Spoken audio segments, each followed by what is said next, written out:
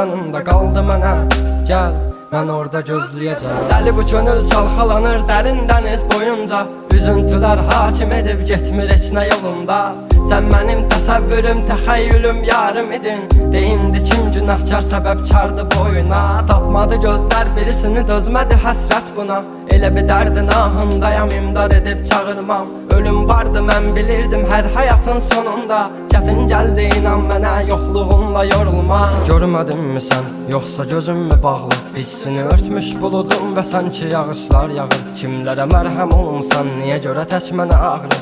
O vaxt əvabinlə indi özgə yarasını sarmı? Danışma sus buna qəlbim, soruşma yarın alını. Çəkəcəm beynimə bir mərmini, qoy təkrarlamasın. O səsin qulaqlarından silinmir illərdir inan. Bu da bir susqunluqdan ibarət, qoy darıxmasın.